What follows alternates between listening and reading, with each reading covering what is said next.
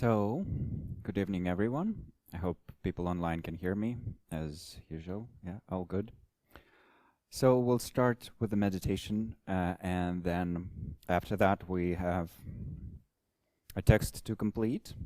We have points 5, 6, and 7, plus the concluding verses to go through tonight. But that shouldn't be as difficult as everything that came before it, because these are very practical, very specific instructions on how to train our mind and how to behave in different practical situations. So that's actually very good guidance to go through, but it doesn't require a very elaborate explanation. Whereas points 1, 2, and 3 really needed that. And so did point 4, which we tried to unpack as much as possible in our previous session. For our preliminary meditation, I would like to deliver on the promise that I made a long time ago.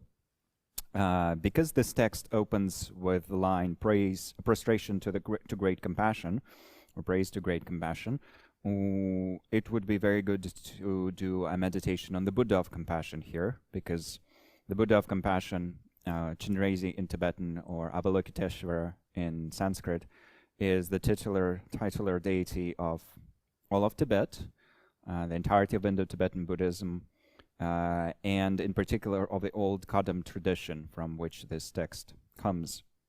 Because the old Kadam tradition made such a great emphasis on training the mind in love, compassion, and two bodhicittas, the most natural deity to turn one's mind towards was the Buddha of great compassion, Avalokiteshvara, because it's practicing his methods, reciting his mantra, Mani Padme Hum, or their mantra, because Avalokiteshvara appears in many forms of different genders or without a gender as well. Reciting their mantra, focusing on their image, meditating on the different forms of that particular energy or deity or Buddha figure can really strengthen our compassion. And there's, of course, an incredible amount of stories about that accumulated in this great lineage. Amongst those, from more recent times, one that always comes to my mind is the story of Lama Zopa Rinpoche's mother.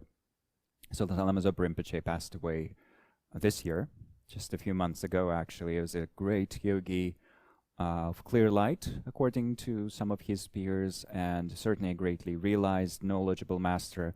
And he, in addition to having very, very strong clairvoyance that he displayed on many occasions, and I have personally experienced his telepathy. He read my mind with incredible clarity. In an unmistaken way, I always say this. You can see the difference between yogis reading your mind and what we sometimes think is someone reading our minds, because people sometimes tell me, oh, you've answered all my questions during the call. No, that's just because we have all the same questions, That's not clairvoyance. That's just reading from a textbook. But with Lama Zopa Rinpoche, I had experiences which were not at all that. The thoughts that he responded to were not at all the common questions that we all have. And in addition, he displayed his mastery through never sleeping. So he was known as a sleepless yogi, a yogi who never goes to sleep, never lies down, never dreams, and things like that. And there are a few of those on the planet at all times. Usually that's gained through having a deep mastery over deeper states of consciousness into which you can go to recharge your body. Yangtang Rinpoche was a very similar master in that he also only lay down for about 1 hour per night, and then got up and started his daily activities and his practice and everything, and then 23 hours later also lay down for 1 more hour, then got up and did all he had to do. And as a person who occasionally sleeps for 12 hours, I can only aspire for that level of brilliance. But Lama Zopa Rinpoche, even though he was such a highly realized yogi himself, and his books on mind training are exquisite. He has a book called Transforming Problems into the Path, Transforming Suffering into the Path, something like that. And that is the book that I have been talking about in this course, telling the story of how I got interested in lodging in the first place. But when talking about his own mother, he said that her compassion surpassed his. He said, oh, I am a Lama, I talk about mind training and all these teachings and bodhicitta and compassion, but my mother had real compassion, actual compassion.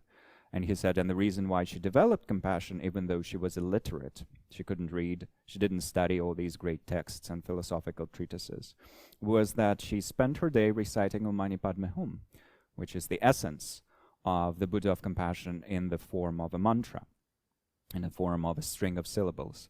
And she got so good at it that she recited it she did 50,000 recitations per day, which is a very, very high number. And most of us struggle with doing just one circle of beads, 108 repetitions, for many people for many Westerners, I should say, is difficult. But elderly Tibetans and elderly Sherpas, she was a Sherpa, just like Lama Zopa Rinpoche himself, or elderly Himalayans and Mongolians as well, do that quite easily, and quite a few elderly practitioners in that region accumulate at least 100 million recitations or more, several sets of 100 million. And there's a very interesting thing there that's been noted by the Chinese also, who came into Tibet, of course, and started trying to establish control politically. They've noticed, in particular Chinese dentists in Tibet, have noticed that elderly Tibetans sometimes seem to grow one or more new teeth in their senior age, which is, what's that? Is that a genetic anomaly? And it seems historically or anthropologically that for every 100 million mantras that you recite, a new tooth might grow in your mouth. And you have masters who have accumulated so many that they had a whole new set of teeth. That was what happened with one of the gurus of great Gyatro Rinpoche. He had a guru who was particularly focused on this practice of Om Mani Padme Hum and Buddha of compassion. And when he reached the later part of his life, his gray hair turned black again.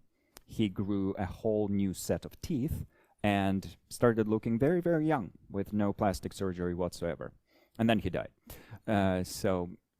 Interesting things have been noted in that regard. But the actual purpose of this practice, and that was the case with Lama Zopa Rinpoche's mother, is not to grow new teeth, it's to develop compassion. It's the roundabout way, you could say, or a very skillful way of developing compassion, because on top of actually meditating on compassion, you activate those seeds within your consciousness, or those aspects of your Buddha nature, by what seems to be a very mechanical and simple activity, reciting a mantra. But because of how that mantra works, because of what the meaning that's encoded in the mantra and the sounds of the mantra and so forth, it activates certain propensities and certain aspects of your Buddha nature and helps you truly uncover that incredible force of compassionate wisdom or compassionate activity. And in a similar way, you have masters or common practitioners who use mantras for the Buddha of wisdom to activate their wisdom, mantras for medicine Buddha to activate their healing abilities, and so forth. It all boils down to our Buddha nature, eventually, that we're activating, but mantras do play a role, or can play a role, in that process. And so can meditations on the visual forms of these Buddhas, because in those visual forms you have the graphic information encoded. You have graphic information that corresponds to different aspects of the path, even different aspects of the training that we have been going through. And when you meditate on such a form, for example, the form that we're about to imagine, you once again stimulate certain facets of your Buddha nature. So that's what we're going to do. And to do this meditation, it would be best to probably adopt an upright position. This is not a practice that is easy to do while lying down, even though not impossible. So if that's your only option, absolutely go for it. But if you can sit up, it probably will be easier. And so we're adopting an upright position, making ourselves comfortable in every way, then gently elongating the spine if possible, and just performing that overall preparation in which we drop and relax our shoulders, we tuck in our chin a little bit, we relax our facial muscles. We choose whether to put our hands on our knees or on our thighs or on our lap. Choose whether to keep our eyes closed or partially hooded or fully open but unfocused.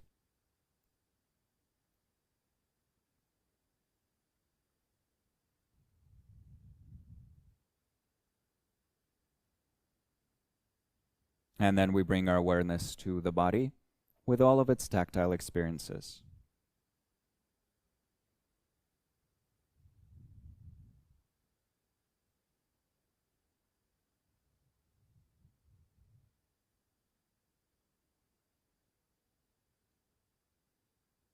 going all the way down to the ground where our body is touching the earth, noticing the sensations of firmness and stability there, and then performing an abbreviated body scan to relax the different parts of the body, starting with our feet and toes.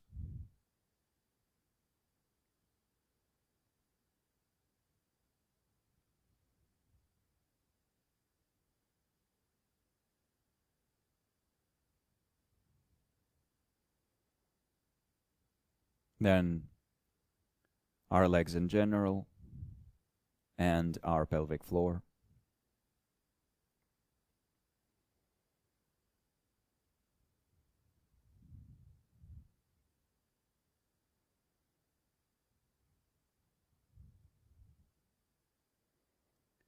Then our shoulders.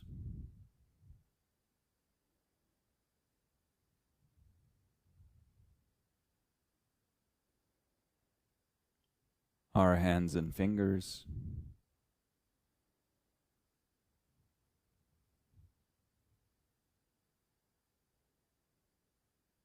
And our facial muscles.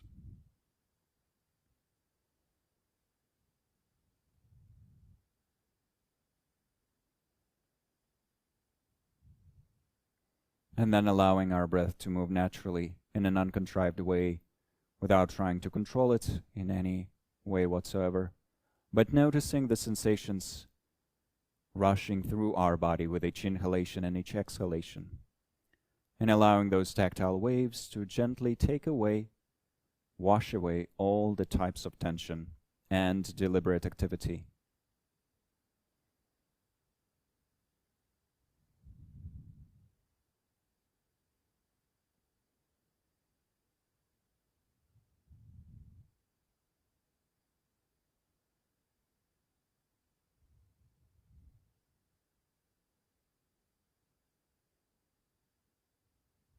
And as our body continues releasing more and more tension with each out-breath, we use our mind's clarity or luminosity, its ability to generate thoughts, images, and so forth, to first establish a truly vast and positive motivation for this practice. In this case, since we're studying Buddhist teachings on mind training, the best motivation would be the motivation of bodhicitta. So wishing to use this practice to become awakened for the benefit of all sentient beings.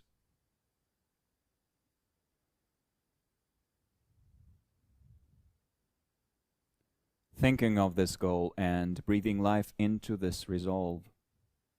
Yes, indeed, may I become a Buddha for the benefit of all, to liberate them, to bring them happiness. May I wake up, and may this practice contribute to this goal.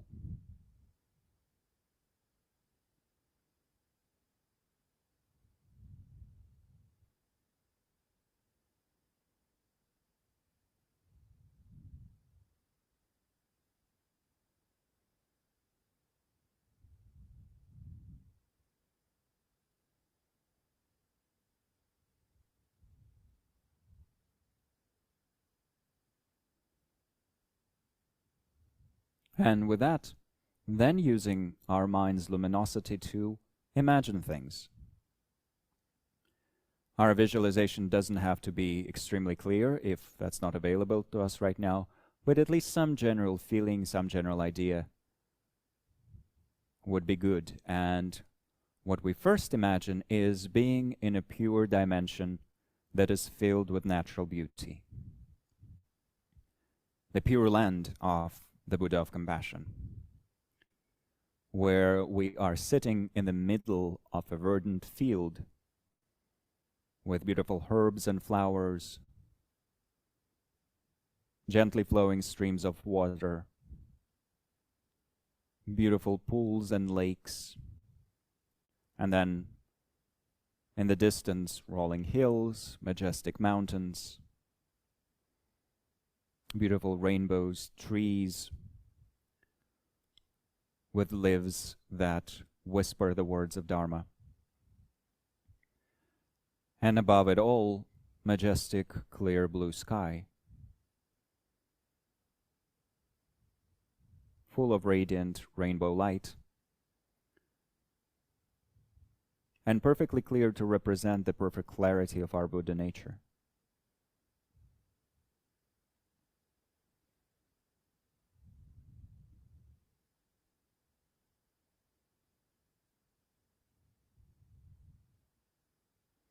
In this blue sky before us, in the space in front of us, we imagine a fragrant, fresh lotus flower with numerous petals of different colors, emanating beautiful, sweet fragrance. And on top of this flower that is floating in space, there is a moon disk that is lying flat and that is yet soft like a cushion and gently glowing. And above this moon cushion appears the Buddha of compassion, Chenrezig or Avalokiteshvara himself, in this case in his four-armed form, in a youthful, energetic aspect, with a body made of shining white light, the color of snow.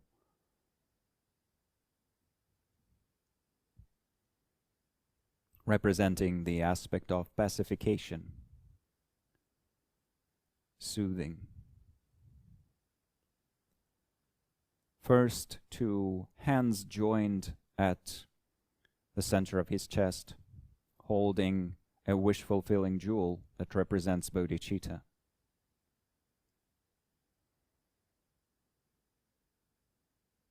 The second right hand, his right hand, is holding a crystal rosary. The second left hand is holding a lotus flower.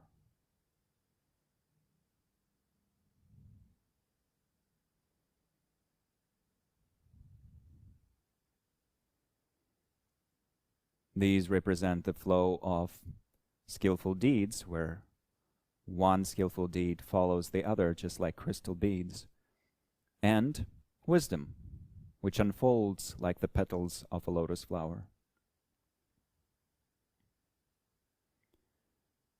He is dressed in beautiful silk garments, adorned with jeweled ornaments that represent different types of mastery over inner energies and different aspects of our mind.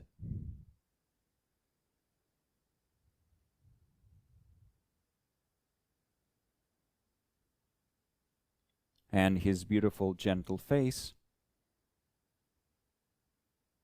is also representing the beauty of bodhicitta itself. His gaze is directed towards us and all sentient beings at the same time, and he is gently, compassionately smiling.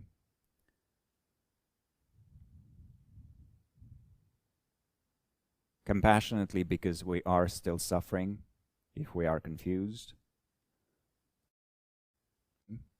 Because he sees our deepest potential and knows that we just need some guidance. We just need some reminders. And then we'll be able to uncover the same enlightened nature that he did.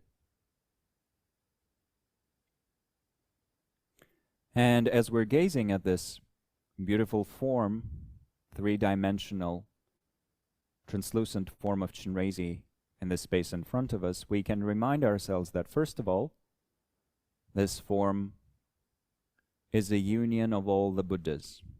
Their compassion and wisdom are now manifesting for our sake as this form, this image. Second, this form is a window into our own Buddha nature and into our own future awakening.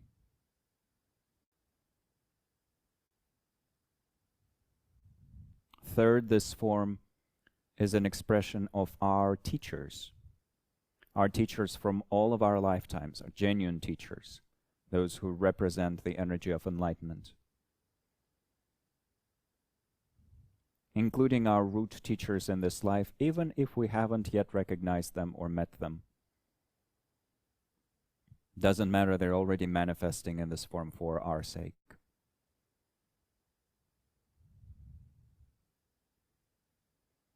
All the Buddhas, our own Buddha nature, and all the teachers that will guide us towards that Buddha nature are collectively manifesting in this single form.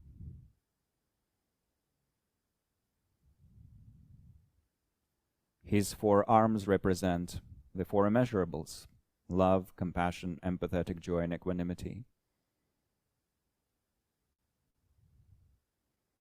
The jewel that he's holding represents bodhicitta. And that's exactly what we need to cultivate in this training that we have been studying. So we pray for inspiration. We invite inspiring transformative energy from the depths of our heart. May your inspiring blessings flow into my heart and transform me. And this plea is addressed not just to Chenrezig himself, but to all the great lineage masters, to all those who have come before us, to all the Buddhas, and to our own Buddha nature eventually.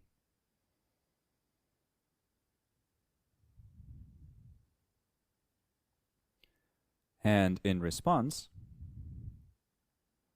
from Chenrezig's heart, streams of nectar and rays of light descend onto our being, filling us with an experience of being held in loving kindness.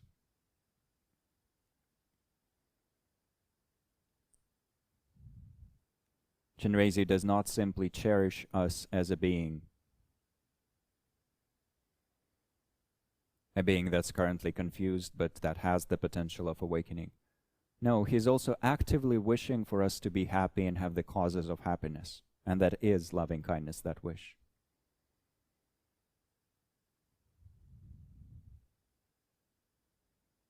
So we can imagine being held in boundless loving kindness that is also stimulating our own deepest potential.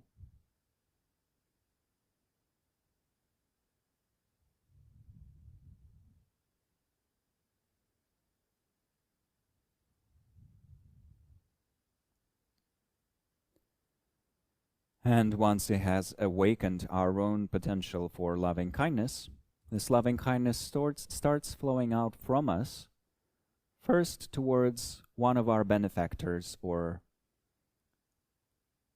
parents or someone who has benefited us in this life a lot, and someone who we mostly have gratitude and appreciation for. Not expectations, not demands, but just gratitude and a wish to repay their kindness.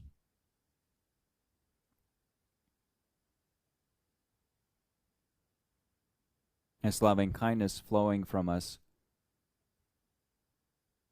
brings to them our wish for their well-being and their flourishing.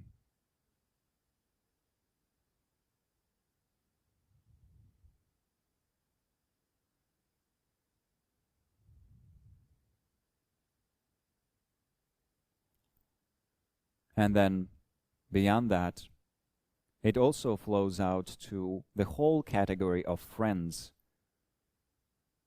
that exists in our personal bubble of reality. All the people that we like, that we appreciate, that we want to be around. We extend the wish for happiness and the causes of happiness towards them all. May they all truly flourish as well.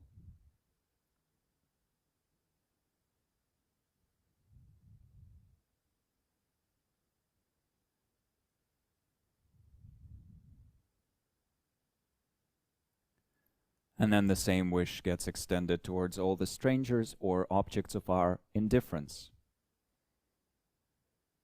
Most beings that we don't even acknowledge as existing, or all the beings that we ignore and feel indifferent towards, may they all be happy. May they all wake up like Chenrezig. may they all experience this boundless bliss as well.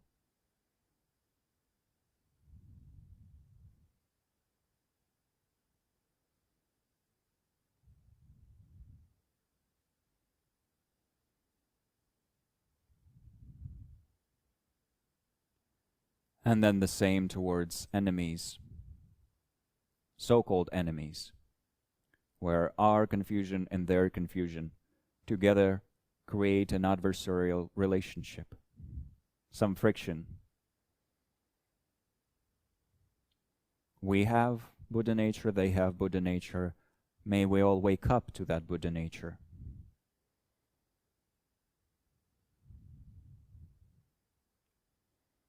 And abide in bliss and well-being.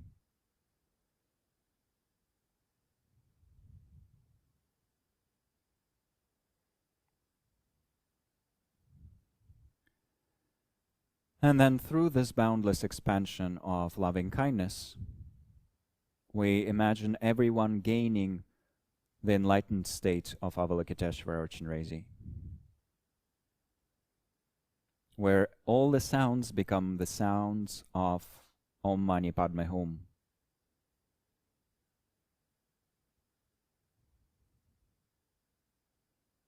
All the forms become the form of Chenrezig or the form of his Pure Land. Expressions of wisdom and compassion and union.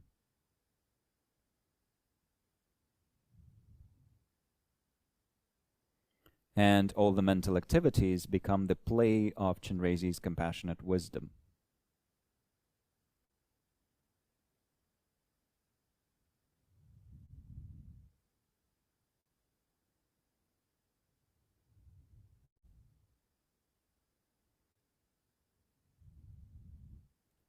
To seal the deal, Chenrezig from the space in front of us moves to our crown, melts into light and absorbs into us.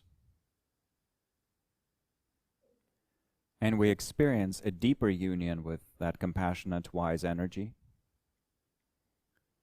And then we release all the imagery,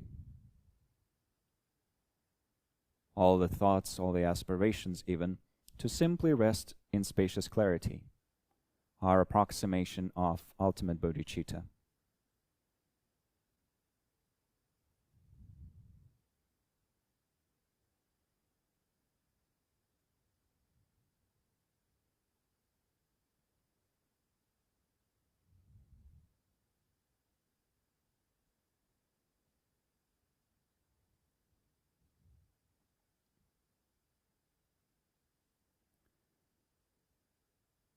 And then out of that ultimate resting, we re-emerge with thoughts dedicating the energy of this specific practice.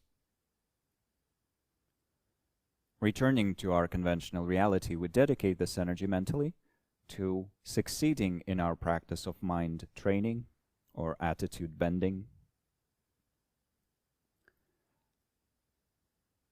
And that success, of course, would be full awakening for the benefit of all.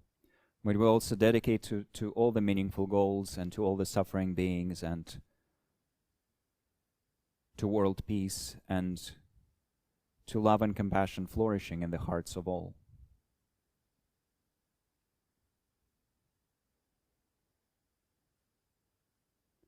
And then we return to our body. We introduce some movement to the body. And we gently conclude the practice.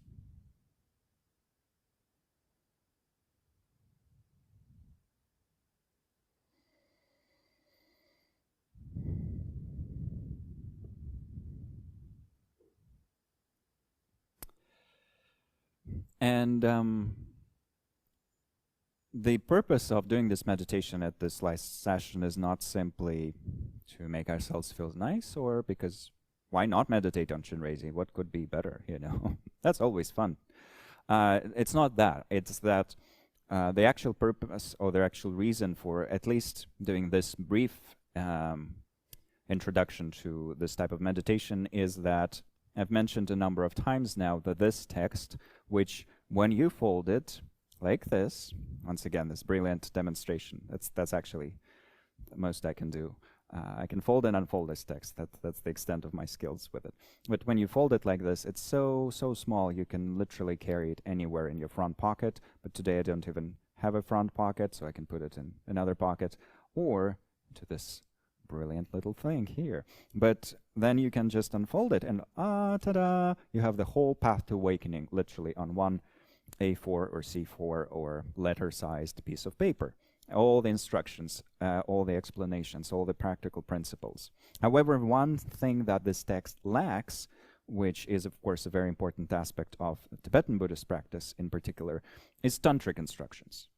So this text does not clearly, openly teach how to do tantric practice, and tantric practice is something that we, Buddhist tantric practice, because we're talking about Buddhism here, is something that we would need to perform in order to realize ultimate bodhicitta very quickly. The practice of so-called Buddhist Tantra is used not to cultivate conventional bodhicitta, because conventional bodhicitta is fully described in the sutric teachings or non-tantric teachings. So we don't need Tantra on top of that to generate love, compassion, and then their fusion, and then cultivate conventional bodhicitta itself. Tantra in Buddhism is used for ultimate bodhicitta. Specific skillful techniques related to these so-called tantric teachings are used to help us progress towards realization of emptiness or the ultimate nature of our mind more quickly.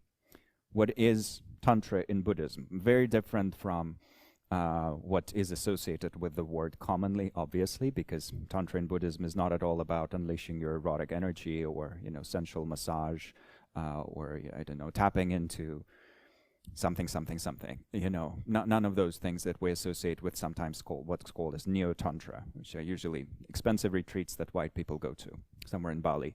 That's not what Tantra is in Buddhism. Tantra in Buddhism is a specific system of practices, the basis of which is bringing the ultimate result onto the path.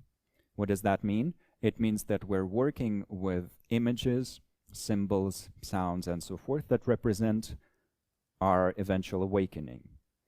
How do we do that? Primarily through the so-called practice of deity yoga. So yoga in which we yoke our mind, that's the meaning of yoga, we yoke our mind to images and sounds and wisdoms that represent our own ultimate enlightenment. So one deity with regards to which we can do that is the Buddha of Compassion. Meditating on the Buddha of Compassion, reciting his mantra and trying to actualize his wisdom is a bona fide tantric practice in Buddhism. Same with Tara. Meditating on the form of Tara, reciting Tara's mantras, there are many of them, reciting Tara's praises, visualizing eventually, if we have received a proper empowerment, ourselves as Tara to manifest our qualities, meditating on Tara's wisdom and the way Tara would cognize reality and her qualities and her enlightened activities, that's tantric practice. Same with Medicine Buddha, same with Guru Rinpoche, same with, there are many, there are hundreds of this so-called meditational deities. So Tantra in Buddhism always implies a deity with which we're practicing and a deity for the practice of which we have had at least some introduction. In many cases, we would have to receive an empowerment or an initiation, or a number of empowerments and initiations. For some practices, we need to have at least some oral introduction to how to meditate, some kind of instruction, some kind of transmission that we receive online or in person from a qualified master, where literally the energy associated with that specific meditational deity goes from that master's mouth into our ear, activates certain aspects of our Buddha nature, and allows us to perform those meditations. So eventually, in some of those practices, we would also work with extremely skillful techniques for manipulating our subtle energy or our breath or pranas and so forth. Or in some cases, we would not even do that. We would just go straight into tapping into the deepest levels of our consciousness to once again uncover ultimate reality. So there are many specific skillful techniques, but the basis for all of Buddhist Tantra is practice of a deity. And the same is actually largely true of Hindu Tantra, because in Hinduism, the word Tantra itself is usually interpreted as a weave. So what do we weave? According to Robert Svoboda, who's of course an expert in this regard, we weave the astral energy into the form of our chosen deity. Except in Hinduism, we most often see practices in which the chosen deity is visualized in front of you. So if you are a Kali practitioner, you would visualize Kali in front of you. If you are a practitioner of Ganapati, you would imagine Ganesha or Ganapati in the space in front of you, and you would worship and you would perform mantras, recite mantras, and you would do a lot of things until that deity comes alive for you and introduces you to the ultimate reality or grants you a boon. In Buddhism, that approach also exists, but there are also other approaches in which we allow our own energies of body, speech, and mind to sort of dissolve in emptiness, and then out of that emptiness we arise as one of these deities, for example, as Tara, and we meditate on what would it be like to be Tara already, to very skillfully activate our Buddha nature. But once again, that aspect of weaving energy into a specific form. That's the essence of Tantra in both Buddhism and Hinduism. And there's also Jain Tantra, with which I'm less familiar. There are certain tantric techniques in Sikhism as well, even though they're not necessarily labeled as that. And these are the four primary traditions that actually have the copyright for that word. So if the white people retreat in Bali is called Tantra, anyone can call anything, anything, and take money for anything, anything, anything, but historically these are the practices that were called Tantra, which is a very different thing from what it came to be now. And in those practices, we do indeed get an opportunity to actualize ultimate bodhicitta more quickly than we do with just sutric analytical meditations on how is this table empty. It's empty because it depends on we go through very specific reasonings. Tantra offers some more some techniques that can grant us that understanding faster, because they give us access to deeper levels of our consciousness, and then with those subtler levels of our consciousness we can meditate on that same emptiness of our mind or of ourself or of a table or all of reality, using the same instructions that we have seen here about seeing everything as like a dream and yada yada yada. But to have a full Tibetan Buddhist path, you would have a lot of sutra and at least some tantra, a lot of sutra and a lot of tantra. And this text itself is primarily written from a sutric perspective, like most lodging texts. So to add the tantric element to it, to know how to practice tantra within it, you would just need to have qualified oral guidance. And a qualified teacher, and I'm certainly not one, a qualified teacher would be able to explain to you how to weave tantric elements into this entire thing. But the simplest thing that's available to everyone, and that doesn't require much instruction in this regard, is to do meditations like the one we did right now. A Chenrezig practice in which we visualize Chenrezig, we try to connect to the similar qualities of our own Buddha nature, we recite Om Mani Padme Hum. We think of Chenrezig as being a representation of our teachers, which makes it a guru yoga practice, a practice of yoking our mind to the enlightened mind of great teachers. And through that, we actually are already also practicing Tantra at a preliminary level, so to say. And then we can go deeper into that method. Study that practice. I will link some wonderful books on Chenrezig practice in our resource page. That's the one I just posted here on Zoom, lapsangtenpa.com/7. And you would have very qualified guidance there with those sources that I will add. And in that way, you will have also a very elaborate set of tantric instructions on top of the sutric stuff that we have covered so far. To be fair, quite a lot of the stuff that we used when we were going through Ultimate Bodhicitta, or the deepest Bodhicitta section of the text, was actually from not simply Tantra, but from the deepest level of Tantra that's known as Dzogchen, or Great Perfection. But I only made references to it because I certainly am not qualified to explain it, because I don't understand it myself at all. So these were just like little snippets here and there, but still they were Tantra related. But that's just an additional note here. So for all Lojong texts such as 7-point mind training in 8 verses, parting from the 4 attachments, 37 bodhisattva practices, they all can include Tantra, but Tantra is not described there openly.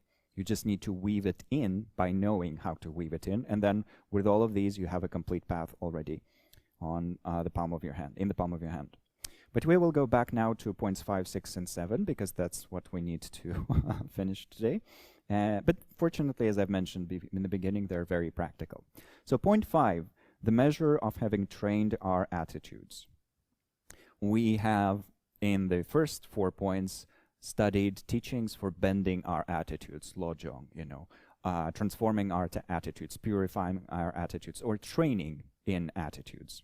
Jong, as I've mentioned, can have the significance of purification, refinement, training, study, but to make a very appropriate cultural reference to Avatar: The Last Airbender, I also like to call it attitude bending, because we bend our attitudes, we become better at bending our attitudes, and then when something unpleasant or pleasant happens, we can reshape our attitude into something that's more skillful and beneficial.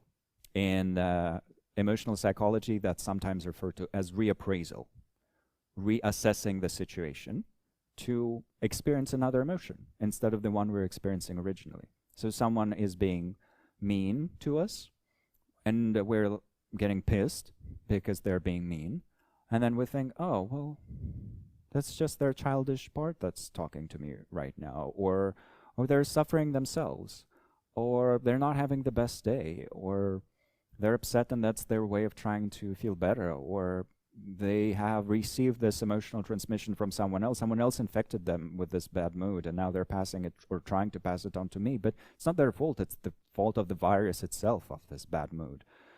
So we reappraise it that way, and instead of anger, we feel compassion, for example. So that's a secular technique that has come actually from religious traditions. So emotional psychology also received that idea from Buddhism to a certain degree. That's certainly what Paul Ekman says about his interpretation of this idea. He references Buddhist monks that he meant, such as the Dalai Lama, as his source of inspiration in this regard.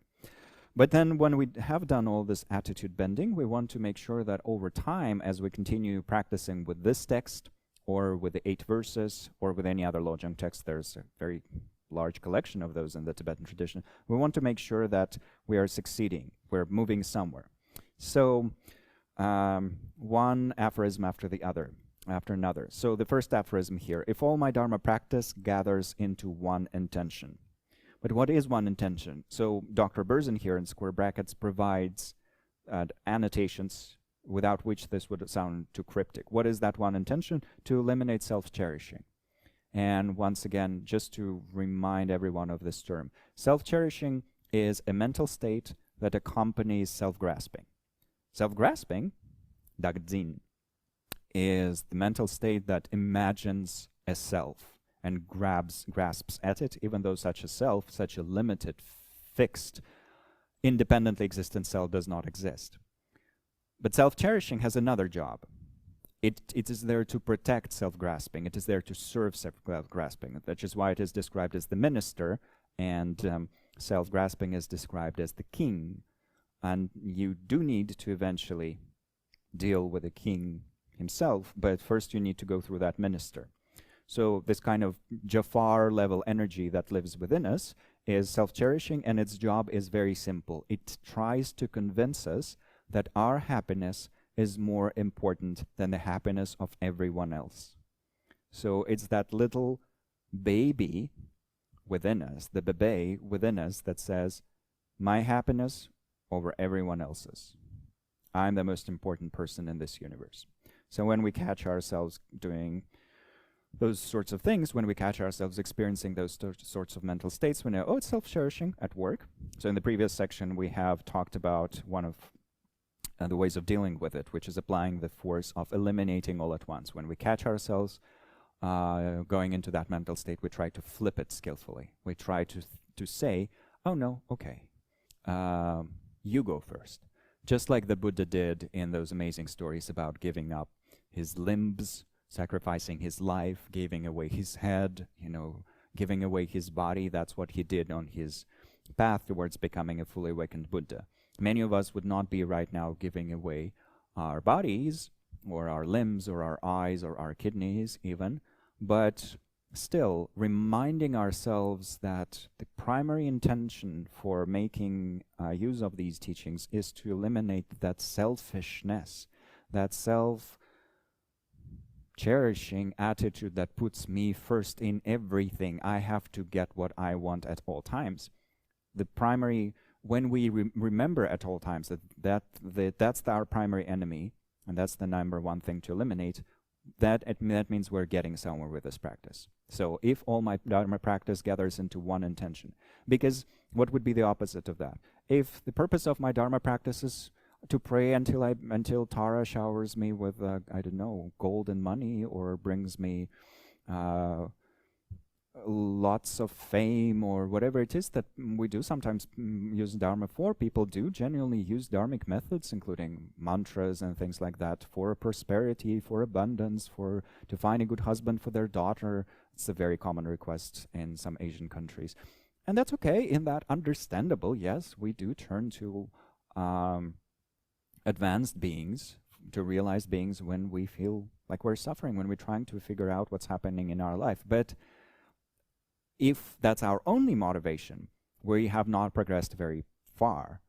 We can use all those skillful means and hope for a good husband for our daughter, and for good physical health, and for some abundance, but all of those have to be, ideally, if we are truly applying this teaching, instrumental goals. The ultimate goal has to be conquering our self-cherishing, to realize the two bodhicittas, to become fully awakened for the benefit of all beings. And so honestly asking ourselves, hey, do I have that intention to become less selfish and eventually to become a Buddha, or not? If not, I'm not yet a deep Lojong practitioner, that's fine, but I can become better. Maybe in a few years I will see the difference. If I truly practice these methods, I should. So that's one thing to ask ourselves. Then the next aphorism, if from the two witnesses are others and ourselves, I take myself as the main to check if I've become. And then we'll unpack what we should become. But first, this business of two witnesses, what does it refer to? It refers to the fact that when we are a childish individual, we only care about doing what's right or what's wrong when we're caught. As long as no one catches me, it's fine. That's the attitude of a childish individual, such as myself. When we are truly advanced, we have a strong inner moral compass. We ourselves want to do what's right, regardless of whether anyone catches us. And eventually, later on the path, we start realizing that actually, it's not just about being caught or not being caught by fellow sentient beings, by other humans. At a certain point on the path, you can actually understand and know validly, that's my experience with Lama Zopa Rinpoche and a few of my other teachers, that truly realized beings actually know your mind at all times. That's a very interesting thing to say or to think. But even if we don't necessarily believe in telepathy and things like that, let's just play with the idea for a second and think, okay, these realized beings, Tara, Chenrezig, Medicine Buddha, Buddha Shakyamuni, Guru Rinpoche, and maybe a few great masters living on this planet right now, they have a way of seeing our mind and seeing what's happening in our mind. So how do I feel about that? How do I feel about what's in my mind right now and the types of actions that I do and the types of choices that I make with regards to what my teachers would think of that, were they to witness it directly? Were they to read my mind? This is actually where there's a very interesting cultural phenomenon that I brought up before. When I was in Köpen Monastery shortly before my monastic ordination in 2013, I was given an interpreter who was one of the monastics there. And that interpreter was supposed to act as an interpreter for me in the presence of a very, very high Lama. And that interpreter was literally shaking with fear. Not negative fear, like not panicky fear, but he was super, oh my God, I have to do this. Not because he was self-conscious about his interpreter skills. That was not the problem. Yes, they were very limited, but that was not the problem. The thing was, as I've learned later, was that for people who have historically been followers of Himalayan Buddhism, the idea that these great masters can read your mind, that's, oh my God, that's so embarrassing. My mind is full of shit. Which is one possible attitude to it. But one thing that's good about being quote-unquote Westerners is that we don't care. we come to these great lamas and we're like, yes, my mind is full of shit, so help me fix it. Thank you very much. Which I think is actually a very interesting and healthy attitude to have as well. But in this case, we should keep in mind that, yes, it is also good to keep our mind pure at all times, because eventually we will come across beings who will be able to look straight into our heart, even if we don't speak the same language, and then we'll see what's in our heart. And they will be like, okay. They will be impressed or very unimpressed, you know, so we want to impress them maybe. So that's also a consideration there. But that's still others. Even if those are beings that are realized, they're still others. So eventually we have to become completely reliant on our self-judgment, in that we have to be morally discerning just because we want to be decent people. Even if no one else ever catches us, I have to know that I'm doing the right thing, that my mind has been tamed, that my heart has become pure, that I'm doing the right thing. So this is where we can also assess our maturity. Am I primarily doing things right when I think someone might catch me, or when I want to appear nice and kind and decent? Or do I want to be honest with myself and be nice and decent and full of loving kindness and wisdom and so forth, because that's what right, regardless of whether anyone else is seeing it. And then what do I need to become? And I would perhaps be the only person who knows the truth of that. But what do I need to become? That's what it says here in the annotation. That's based on some commentary, some traditional commentaries. First thing that I want to become is a great-hearted being, thinking primarily of others. So the Sanskrit for a great-hearted being is Mahasattva. We also have the term Bodhisattva, which we discussed previously. Bodhisattva is someone who possesses bodhicitta. So that's clear. The Mahasattva has two meanings.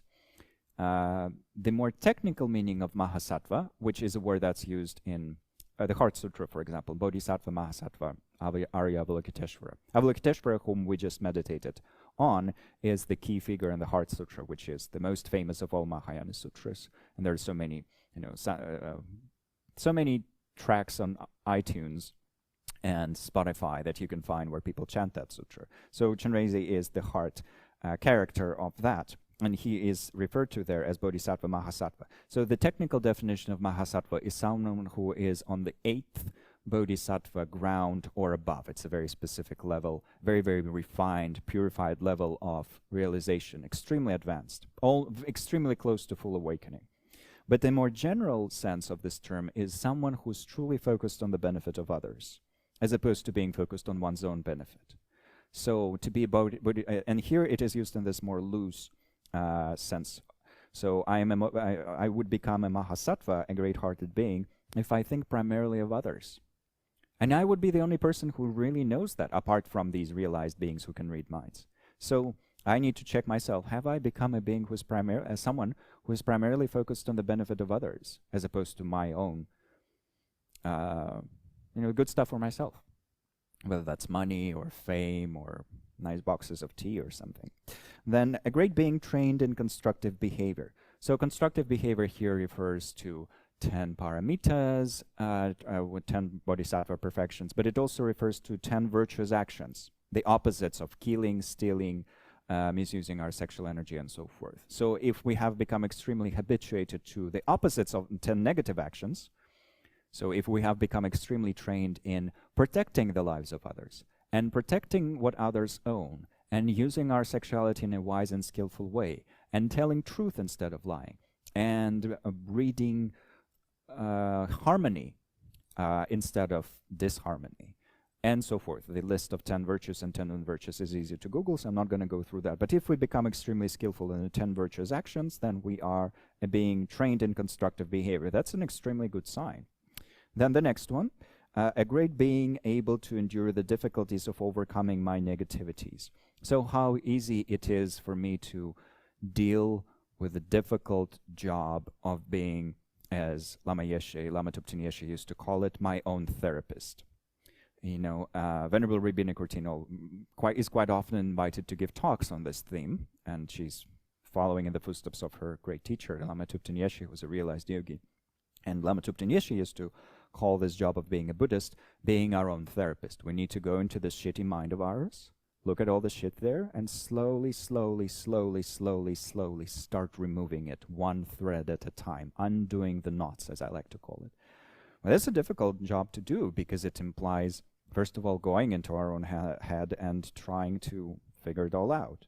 And on top of that, we have such difficulties as needing to sit down and cultivate concentration, practice shamatha, needing to sit down to practice insight, vipassana, needing to accumulate thousands of hours of loving kindness and compassion and bodhicitta, needing to accumulate thousands of hours of practices for creating merit, all that business with prostrations and offerings and visualizations and all these sorts of things, thousands of hours for purification to remove the negative compulsions or negative karmic imprints. That's a lot of stuff to do. And it's difficult because sometimes we're reluctant to even go to a Dharma teaching or to open a book or to listen to a talk. Those are difficulties. Those are difficulties for us because our negative karma is resisting all of that. But if I become skillful in enduring those difficulties, that's one of the 3 types of patience that a bodhisattva possesses, being patient with the difficulties of practicing the Dharma. Then it's another sign of progress, a wonderful sign. Oh, yes, I might not be the best practitioner on the planet, but at least I've done the hard job of teaching myself to never skip my daily commitments. I might not be the best practitioner on the planet, but at least I've done the job of teaching myself to read Dharma books. Or to listen to a talk or two here and there, or to attend a retreat or teaching here and there. Just, yes, I'm not yet Atisha, I'm not yet Padmasambhava, I'm not yet like those great beings, but at least I've overcome some difficulties, and that has become a habit of mine. Getting over that laziness that wants me to keep me tied to everything that's non-dharmic. And that does not mean that we become Dharma fanatics who only ever read Dharma books and can't talk about anything else, because that's another thing that will be dealt with later in the text. But we've overcome the difficulties that come with just establishing basic types of training. Observing my breath for 5 minutes a day. Difficult? Yes, if I don't have that habit. Can I overcome it? Yes, if I apply effort. So when I become skillful at that, it means I've also progressed in this training. Then the next one, a great holder of the discipline of keeping my vows. So this is just a reminder for us that when we enter the Buddhist path, we gradually accumulate a number of vows or commitments. So anyone who has formally taken refuge in the Buddha, Dharma, and Sangha, and therefore has become Buddhist formally, has so-called refuge commitments. There's a specific things to keep in mind and to practice every day. And many people who take refuge don't even read those, ever. But are actually expected to read those and to practice with those. So I definitely would recommend checking those out. And then on top of that, many people take, and that's extremely good, lay vows, 1, 2, 3, 4, or 5. There are up to 5 that we can take. Some people take 1, some take 2, and so forth. So it's then good to know what are those lay vows, and how can we potentially break them from the root, and how to avoid breaking them from the root, how to keep them fresh in our mind, how to accumulate positive karma through simply holding them. For example, the vow to not kill is only broken from the root if we kill a human being. So as long as we're not killing human beings, that vow, through being present in our energetic system, is constantly accumulating merit for us. It's a subtle part of our subtle body that constantly brings us positive karma, so it's a very good thing to have. But how do I get it? How do I maintain it? What are the rules around that? That's something to study and to explore. Then the same with our bodhisattva vows. If we have ever attended a bodhisattva vows ceremony or any tantric empowerment with a qualified tantric teacher, we by default have bodhisattva vows or bodhisattva precepts. So then we need to know what they are. And most people initially don't, but over time we can study them and revisit them every day, or at least on occasion, and refresh them. There's a specific practice for refreshing them and their energy and strengthening it, yada, yada, yada. And the same with the so-called tantric vows, which are adopted when we take an empowerment into any of the 2 higher classes of Tantra. And that's another thing then to study and to keep it fresh in our mind and to work with skillfully. So a great holder of the discipline would know what those vows are and how to keep them fresh, how to purify them, how to strengthen them, and what are the benefits of having them. And those benefits are numerous. Then a great yogi yoked to the bodhicitta aim. So once again, a yogi in Buddhism is not someone who does the outer yogas of asana and pranayama, even though that is also a very important thing for some systems of practice. We become a great yogi when we learn to work with our mental energy and to a lesser degree with our pranic energy. Pranic energy is important, but in Buddhism, mental energy is seen as more important. And those, of course, are very closely connected to each other. So a genuine yogi is someone who becomes skillful in shaping mental energy into positive shapes, like loving kindness, compassion, concentration. And then someone who, on the basis of that mastery, develops an understanding of the actual nature of that mental energy, or that true nature of awareness, which is done through such practices as Great Seal, Great Perfection, and so forth. So that's a real yogi. But here we're talking more about being a yogi of bodhicitta. And a true yogi of bodhicitta is not simply someone who does a bodhicitta meditation here, a bodhicitta meditation there. You know, oh, I have Insight Timer. I like to open Lobsang's page and meditate and listen to a bodhicitta meditation once a month. You know, that's very beneficial. Thank you for listening. But to become a bodhicitta yogi, we would need to yoke ourselves to, bind ourselves to bodhicitta. If I'm able to bend my mental energy to the degree where bodhicitta becomes a constant presence in my mind, then I'm a true bodhicitta yogi, which of course I am not, but one would become a great bodhicitta yogi that way. Then, if I can continually rely on my mind being only happy, that means that we succeed, or we have succeeded in this practice to a certain degree, when despite the difficulties that we experience, a certain level of eudaimonic well-being remains in our mind. We maintain a certain level of cheerfulness even when things are really hard. So we, once again, the true witness here is this one, ourselves. So I would need to ask myself, do I maintain that level of cheerfulness even when things are sad, even when I'm lonely or circumstances are difficult and so forth? So the presence or absence of eudaimonic well-being, of course, is a quintessential dividing line here. And then and the next aphorism, and if even distracted, I'm still able to have no self-cherishing.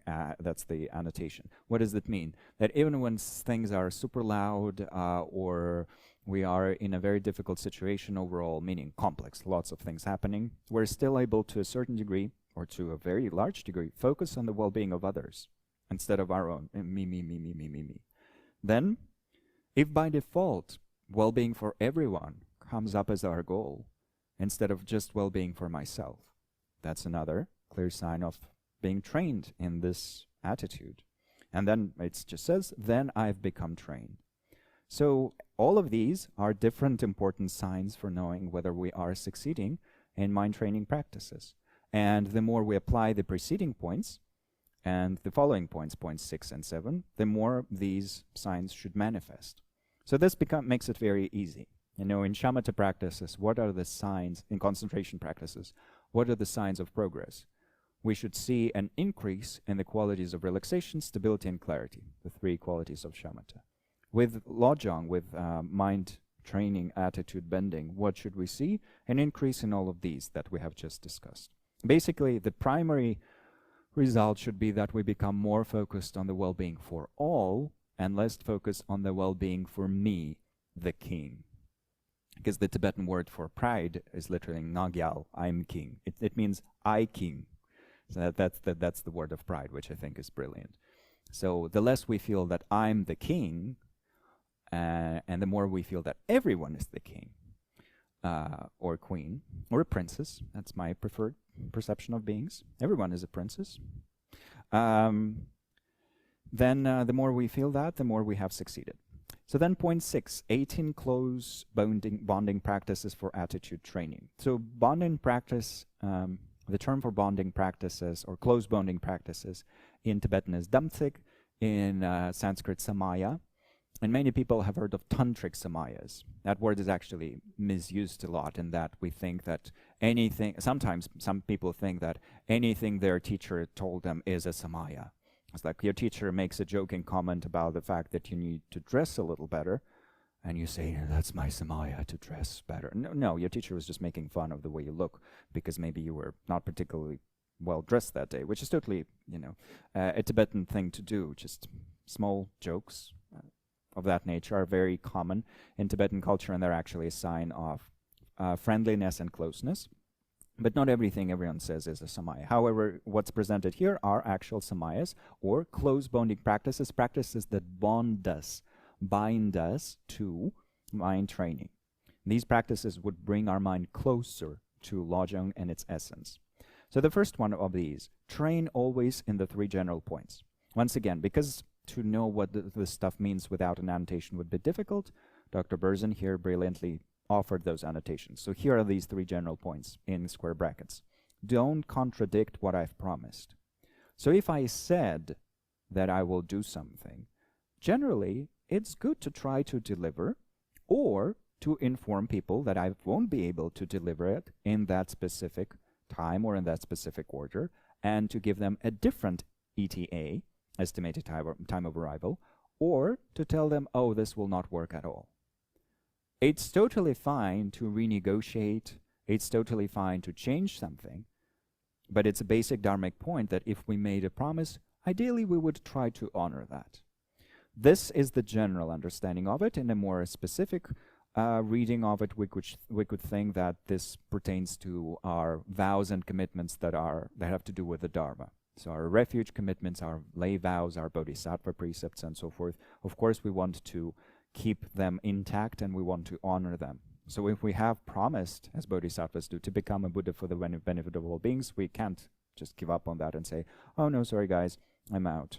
You are all too much, we don't have that option. But also in general, both Shantideva and these great masters of the old Kadam tradition do sometimes offer these common sense bits of advice about, well, if you've promised something, just don't give up on it, or honor it, or tell people that you won't be able to deliver it. It's just common courtesy. A lot of types of courtesy are actually excellent Lojong practices, because the essence of courtesy, which is a big thing in the United Kingdom, thank goodness, the essence of courtesy is thinking of others. And that's also, incidentally, the essence of Lojong. How fun is that? So the next one is, don't get into outrageous behavior. So this both means that we do not get into behavior that is, we do not randomly get into behavior that is outrageous in the eyes of the society, unless there's a valid reason for doing that. If there is a valid reason, bodhisattvas would display any kind of behavior that's necessary, including completely outrageous things. But unless there is a real reason for that, we shouldn't think, oh, I'm a Dharma practitioner, conventions are not for me, so I'm going to do the wildest stuff possible. Because that's actually just sometimes us being crazy, as opposed to us being bodhisattvas. And then the next one is, don't fall to partiality. It just means we do not become partial in terms of how we want to benefit beings. Yes, there are conventions and there are circles of influence, and yes, we do start with the category of friends, but over time we want to benefit everyone. And unless we want to benefit everyone, we actually won't be able to generate bodhicitta. Bodhicitta doesn't arise as a mental state if someone is excluded from our loving kindness and from our compassion. So in the long run, we want to overcome partiality. Then the next practice, transform my intentions but remain normal. So internally, we want to become a bodhisattva. We need to possess two types of bodhicitta, and before that, loving kindness and compassion. But in Dr. Berzin's own commentary to this, which I really love and I revisit quite often, he reminds us not to become dharma freaks.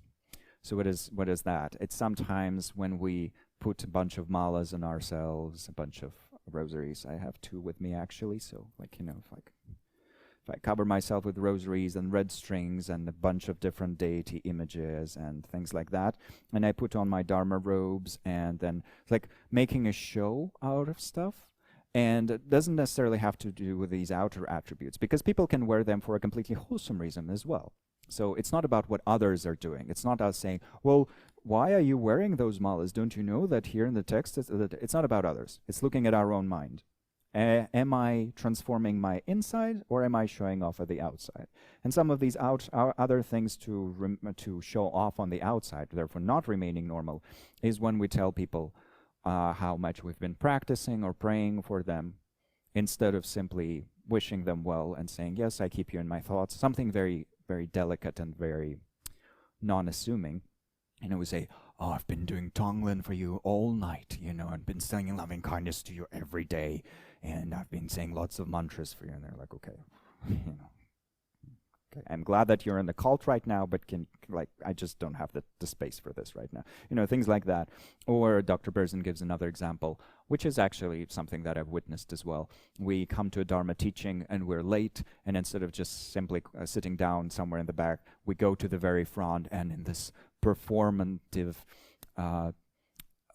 apology to everyone for being late, we start prostrating in front of the entire hall, and everyone has to witness how pious we are. It's like, just being quiet and unassuming, in not to be self-deprecating in any way, but just the training has to primarily be internal.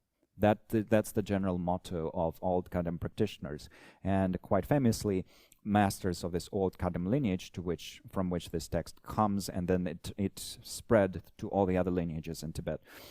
Those masters would externally maintain the form of simple monastics, because there's so many monks in Tibet. It's not a big deal, Yeah, it's just another old monk or another old nun. Internally, they would be actual bodhisattvas, because they would transform their mind into two bodhicittas. And their tantric practice was kept completely secret. No one would know that they were practicing tantra at all until those masters passed away. And then in their monastic bowl for food, would people find their tantric practice attributes, a vajra, a bell, a mala, and things like that. Whereas quite often in this day and age, what Westerners do is, of course, most Westerners are not monastics or anything. I don't know about bodhicitta levels that different people possess, but in terms of tantric practice, people love to show that off. So, lots of malas and skulls and dorjes and bells and big drums and all that sort of paraphernalia being shown off on Instagram and, all these sorts of things. There are different ways of perceiving that, but this tradition invites us to be secretive about those things. We might have all those things, but we keep them private. In the same way that in other traditions as well, I know you might be a good Catholic, pray your rosaries, but you kind of do it privately. And I think Jesus said, hey, pray privately. Don't make a show out of it. Don't create a whole persona around it. So that's the advice here. Remain normal, meaning don't show off. Then the next advice, very good. Don't speak of others' deficient or deteriorated sides. So that's about gossiping. And it's generally not good for our Lojong practice, for love, for compassion, for bodhicitta, to talk about the shortcomings of others too much. It's one thing if we are talking to someone and we have to point out to them that some aspect of their behavior is problematic or is causing us pain and so forth.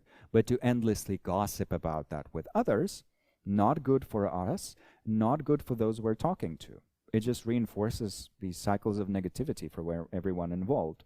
And then the next one is don't think anything about others' faults. So not simply don't gossip about the shortcomings of others, at least extensively. Don't focus on that internally. Because if she did this and she did that, that's all she can do all day, blah, blah, blah, and then we endlessly do that, well, first of all, we develop a very unbalanced perception of others. Second, we develop, in terms of the mirror effect, a very unrealistic perception of ourselves, because we feel we are better than everyone else and we are the moral judge of everything and blah, blah, blah. And that's just not particularly good. The next one, cleanse myself first of whichever disturbing emotion is my greatest. So the idea here is that we need to identify our primary disturbing patterns, our most strong disturbing emotions. Yes, we have all of us have all the afflictions. We all have pride and jealousy and anger and attachment and delusion and a bunch of others. But these are the 5 primary poisons. But some of us might be primarily proud, or primarily ignorant, or primarily angry, or primarily desirous, and that we're super unable to work with our desires skillfully, or primarily jealous and envious. So if we can identify something of that nature, it's good to first start with that, and then slowly work on all the other afflictions, and eventually to remove all the afflictions by means of ultimate bodhicitta, because that's the one that cuts them all. But before we have mastered ultimate bodhicitta and cognized emptiness or the true nature of our mind, applying some effort to our primary afflictions that are right now messing up our life and our relationships with others is very good advice. That's the practice that's suggested here. So that would take some honesty with ourselves, and then learning the antidotes, because there are specific meditations and practices and types of training that can be used against pride, against envy, against desire, or neurotic desire, against anger, and so forth. And those are very easily available all over the place. In all the Dharma resources, so many good lists of different antidotes for different afflictions. So to our resource page, I'll add a wonderful list of antidotes for the 5 primary poisons that comes from Venerable Thupten Chodron and Sravasti Abbey. Very good first source to explore. Wonderful antidotes for pride and so forth, anger, and many others. Then read myself a Hopes for Fruits. So don't be too fixated on attaining results in my practice immediately, and thinking instead, wow, no, practice will change me over time. I don't need to think, oh, at the end of this meditation, I'll probably get enlightened, or my concentration will become perfect in these 15 minutes of practice. Yeah, right. Good luck with that. So reminding ourselves, no, slowly. Kale kale, as Tibetans say. Then give up poisoned food, which here does not simply mean giving up actual poisoned food. Here, poisoned food means self-cherishing. When we chew on that self-cherishing and we consume it gleefully, we need to give up on that. So anything that's mixed with self-cherishing. So let's say if I were to come to this class and to start delivering this class with an attitude of self-cherishing, oh, maybe at the end of this class they're all going to think I'm great, and then I catch myself thinking that, and I remind myself, oh no, they actually the only appropriate motivation for delivering this, first of all, none of this is mine. It doesn't even belong to Tibetans in the long run. It belongs to, eventually to the Buddha. But yes, Tibetans are the actual custodians of these teachings for sure, and they have contributed to them to a great degree. So the Buddha and the great Buddhists of the past, then Indian masters such as Atisha, and the great Tibetan masters, including my own immediate teachers. This teaching belongs to them, so the only appropriate way for me to even touch this is with a great degree of reverence, and the only appropriate bodhicitta that I should have for talking about this stuff is bodhicitta. Then it acquires some meaning. So if I handle it with that level of care, then it's not poisonous food, it's actually good food for me and for everyone else. So even then, if no one were to listen to me, from my side, for me, it would not be poisoned food, it would be nourishing food, because I'm doing something with a good motivation. Whereas if it's contaminated, I need to stop it to purify my motivation, to go back to the beginning. Then don't rely on my disturbing thoughts as my excellent mainstay. This means simply I shouldn't allow myself to become obsessed with negative thoughts. So if my mind gets stuck on judging someone, and I endlessly ruminate about that, or my mind gets stuck on neurotic desire with regards to some hedonic objects, or my mind gets stuck on plans for revenge or whatever, my pettiness, which has no boundaries to it really, I need to, gently slap myself and say, hello, no, better focus on loving kindness. Well, they will never hurt. Kindness makes everything better. Or think about something else that is virtuous. But make the mainstay of your mind, the main content of your mind, something good. Transform it into something good. Don't ever let your mind get stuck on negative things as the main thing. Don't fly off into bad play. That means if someone is insulting us, we shouldn't exchange blows with them, ideally. Bad play here means this negative kind of game that arises when there is an exchange of blows. They insult you, you insult them, and then it turns into a Montecchi and Capuletti type of situation, and then you have dead Romeo and dead Juliet, because someone did fall into bad play. That's not helpful. Then don't lie in ambush. That means someone insulted us and we're waiting for 30 years to get our revenge. So not that either. Not holding a grudge, first of all, but even if for some reason we do feel a certain resentment, certainly not waiting for an opportunity to strike when they're most vulnerable. Don't put someone down about a sensitive point. So if we know someone is insecure about their appearance, their physical abilities, their mental abilities, their intelligence, and so forth, if something is sensitive, to deliver that low blow, as we say in English, would not really accord with the ethics of a bodhisattva. So to be extremely sensitive about that and to develop greater degrees of skillfulness in how to deliver feedback to people when feedback needs to be delivered without insulting them.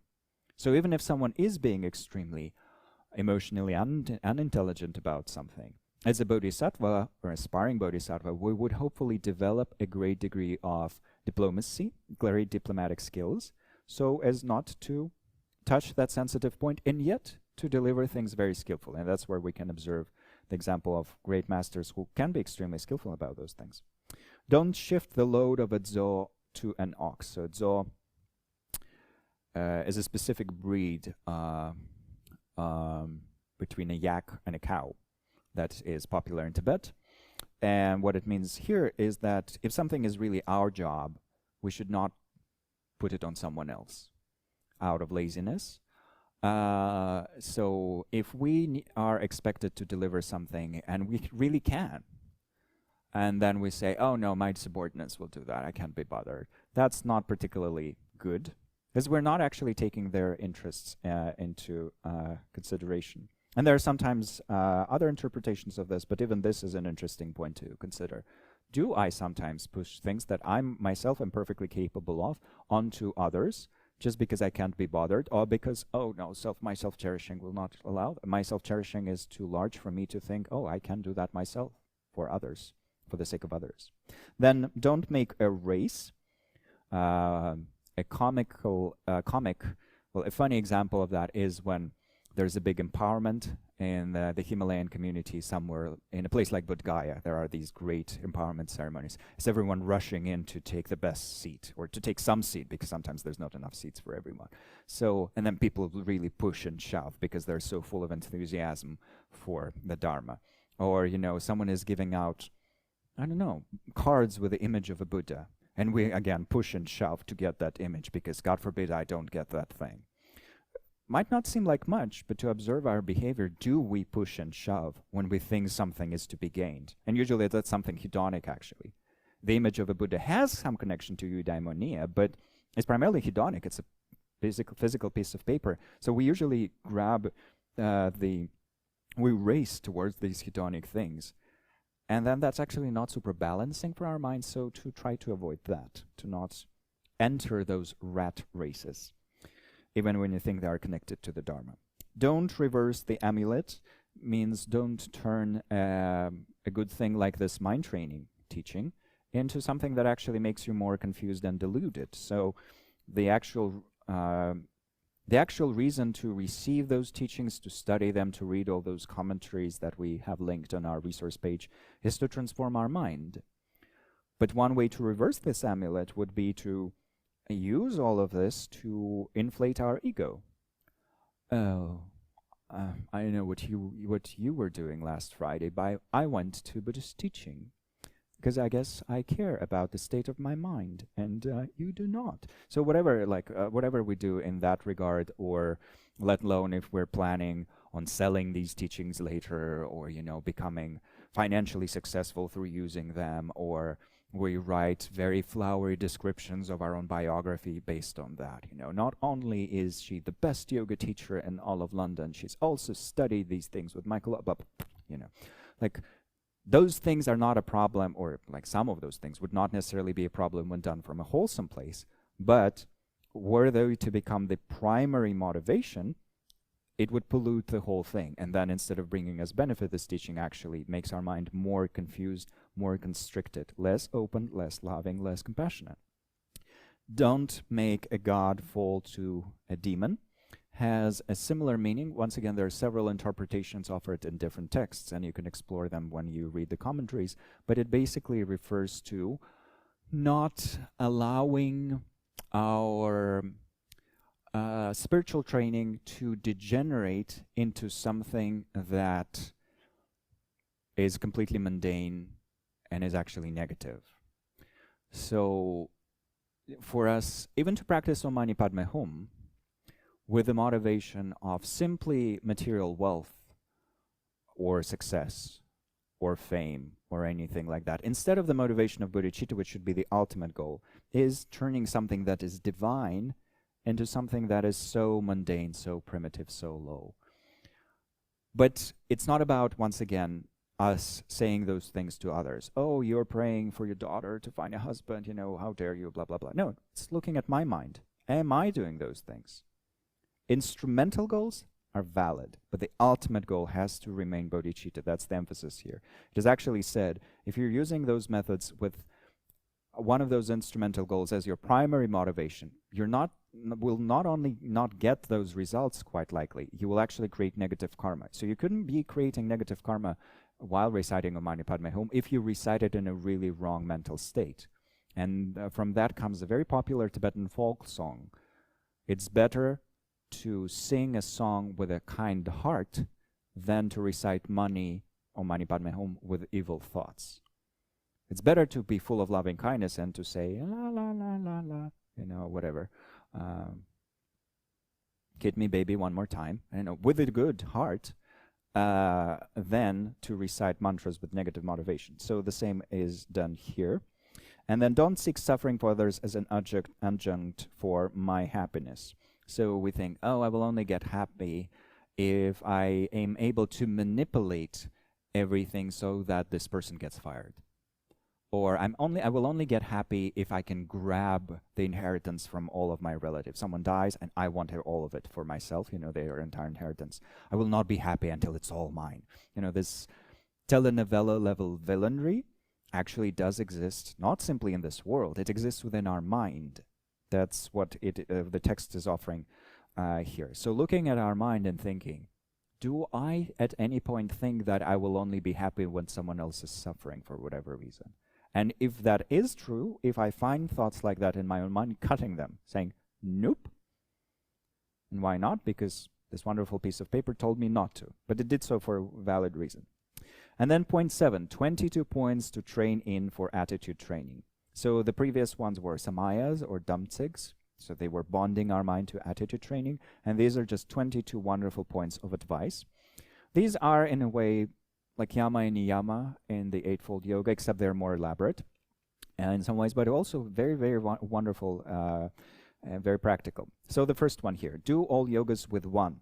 And what's that one? The annotation says intent to be better able to help others. So whatever practice we do, shamatha, vipassana, loving kindness, reciting mantras, doing prostrations, accumulating merit through making offerings, circumambulating a holy object, all of these types of mental yogas, things that are related to mind bending, we should only do all of those to become a better vessel for the benefit of others, a better instrument for helping others. Then do all the quashing of what's distorted with one. And what's that one? Practice giving and taking.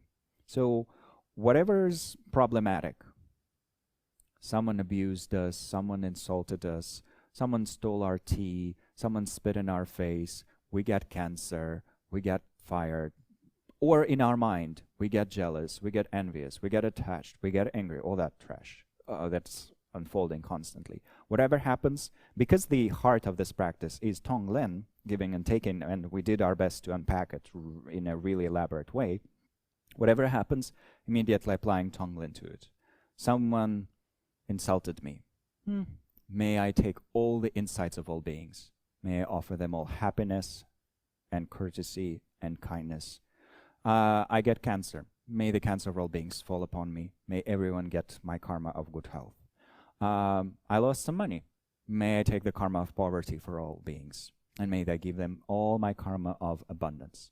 I get afflicted by something. Like I'm meditating, let's say, and my mind is super sleepy or super foggy. And I'm really struggling with that in my shamatha practice. I'm constantly dull and experiencing that deep laxity. Okay, let me take the laxity of all beings, baby. You know, let them all take all my clarity. So Tonglen is the universal solution, which is why they're actually even more elaborate ways of applying it as the main practice on the path than the one that's offered in this text, but that's another story.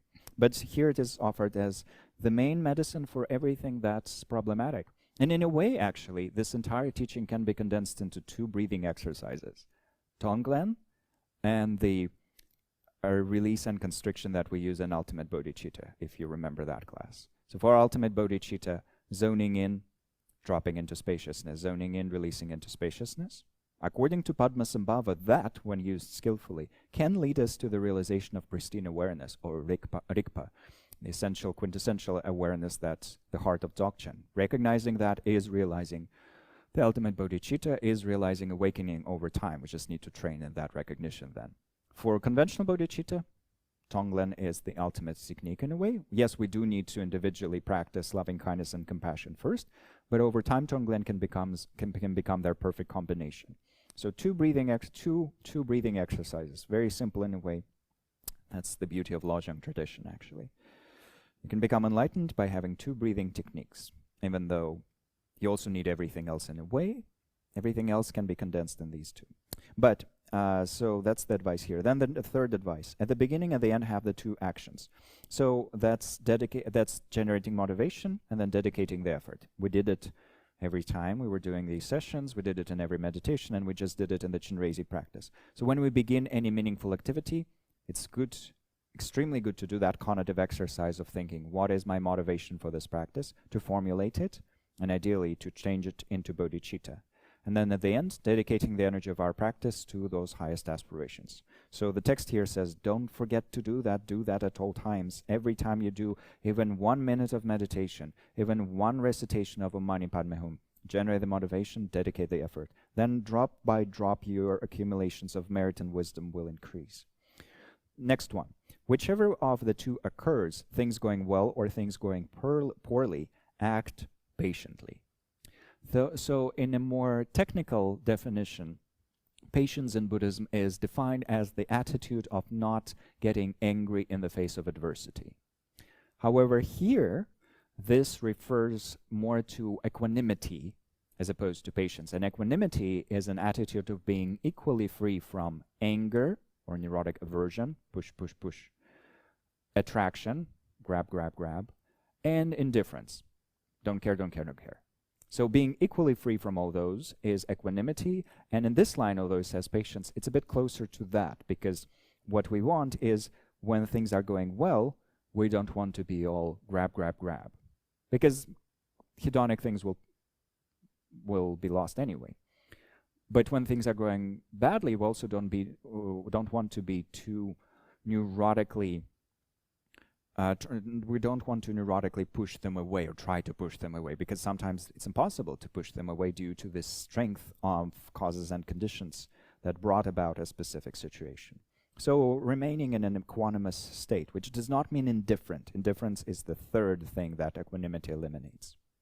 So a truly successful mind training practitioner would be able to act with a certain level of equanimity. Safeguard the next one. Safeguard the 2 at the cost of my life. So what are those 2? My spiritual commitments in general, and that includes refuge commitments, lay vows, bodhisattva, priestess, tantric commitments, and also just the commitments that we have taken to recite a specific practice or to do a specific method or to help someone or to help our teachers or to serve beings and so forth. And specifically these practices and points to train and everything that's described in this text. The next one, train in the 3 difficult things. Being mindful of what the opponents are, meaning the opponents to our disturbing mental states. So let's say I suffer from anger, and these are the different opponents to anger. Loving kindness, compassion, patience, understanding the complex nature of a situation, and there are many more. So knowing those opponents as medicine, as medicinal methods, then being mindful to apply them. So it's not enough to just know them. I actually need to apply them. And being mindful to maintain them. I don't just need to meditate on loving kindness once if I truly want to develop strong anger management skills. I need to remind myself to use them again and again and again and again until I recover. Otherwise, I get a rash. Oh, I know that this ointment will help me. Well, you also need to apply that ointment. But then I apply it one time, also not enough. I need to keep rubbing into that rash every day, and then eventually something might shift. Take the 3 major causes. and the annotations unpacks that, for being able to practice these points. First major cause, meeting spiritual teachers of them. So we need ideally a connection to someone who is a practitioner of these methods, and we need to be inspired by them and their teachings and their vibe, the energy that they're giving off. So that's why it becomes super powerful. It doesn't mean we need to be personally familiar with them, as in they don't need to know who we are. We need to know who they are. That's the good thing about having a teacher in general in Buddhism. It doesn't matter if they know who you are and they ask you about your family and how is your grandma, and how's your garden and what did you have for breakfast. It doesn't matter. You or me, we all need to see the inspiring energy of those teachers and emulate them. That's what's meant here. And also we need to receive actual teachings and transmission from them, but that can be done online and through a broadcast and through a book and in many other ways, depending on which teaching or transmission it is. Then applying their teachings. So once again, not enough to just hang out with wonderful teachers. If we don't apply what they're teaching, kind of what's the point? Just being a Dharma bum. And then gaining the favorable circumstances, which means if we want to practice shamatha, we need to accumulate certain conditions related to that, such as a quiet place or, noise canceling headphones or whatever it is. Each teaching has specific each practice has specific conditions that are conducive for using it. But the beauty of Lojong practice is that the perfect conducive conditions for using these methods is living in a shitty world. That's the number one condition that's necessary. If you have suffering and problems and difficulties, and if your mind is full of trashy patterns, and also you're surrounded by deeply neurotic people, those are the perfect conditions for practicing this method. That's why it's been created. So we're kind of successful in this already. Then meditate on the three undeclining things. Confidence and appreciation of my spiritual teachers. So those are specific types of practices which are often integrated into Guru Yoga methods. Meditating on how much we appreciate the great lineage masters and our immediate teachers, and receiving the inspiring force from them. Then willingness to practice their teachings. So we need to meditate on this resolve. I have received this transmission or this teaching and this explanation. I will apply it. So we blow on the flames of that resolve within our mind and we strengthen it. Because once again, what's the point of just listening to this endlessly if we never apply it? No one gets changed that way, and then what a waste of time for everyone. And then stability in maintaining these practices and trainings.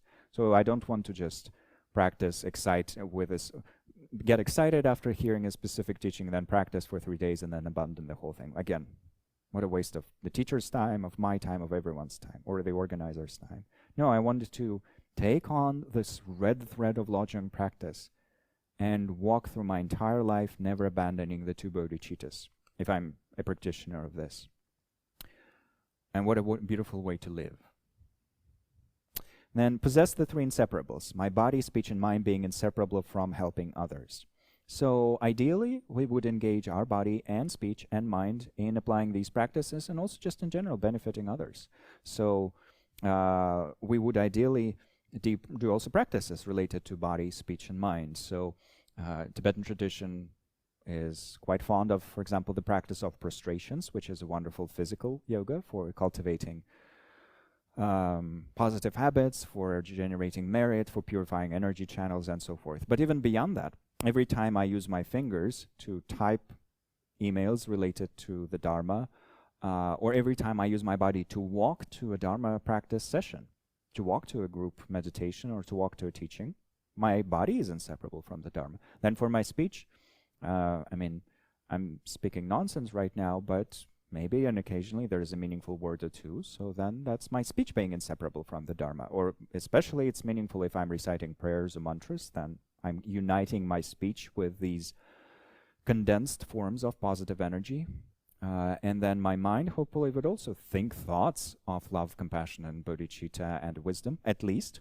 And eventually one day I'll become able to rest in actual non-conceptual love, compassion, bodhicitta, and wisdom. And that would be powerful.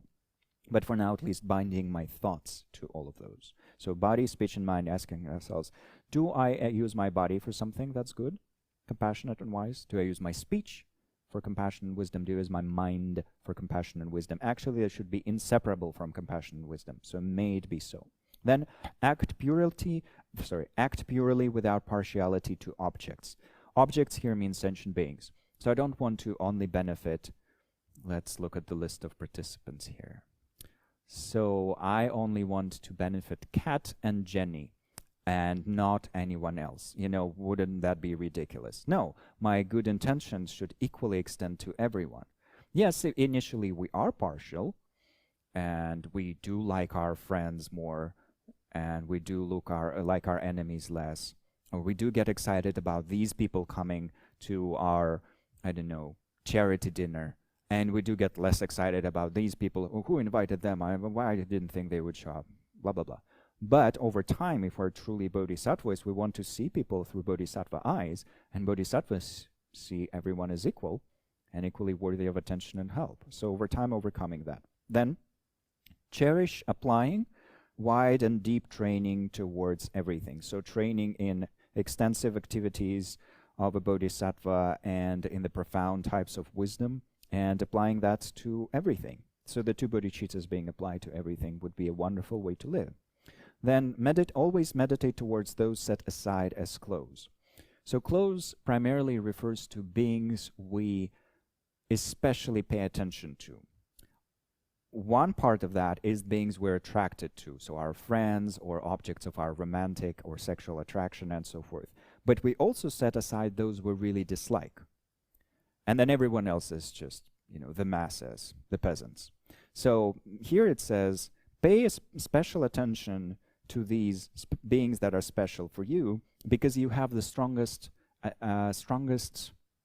afflictions with regards to your friends and enemies. Strangers, yeah, indifference, but indifference is in a way easier to overcome or turn into loving kindness and compassion. Whereas hatred towards enemies or neurotic attachment towards friends, those are the more tricky ones. So especially meditate towards those. And also, if we're meditating, start with the thoughts of your grandma, start with the thoughts of your father and mother, and so forth. First, generate a truly strong intention to help them through becoming a Buddha. I will become a Buddha especially for my grandma, and especially for my mom, and especially for my dad, because there's a very strong karmic connection there. Even if we're not particularly close in this life, there's a strong karmic connection that brought us there. So thinking of those sorts of things can actually superpower our bodhicitta, and then we just expand that to everyone else. So that's actually an approach that is used in some bodhicitta trainings. Then, don't be dependent on other conditions.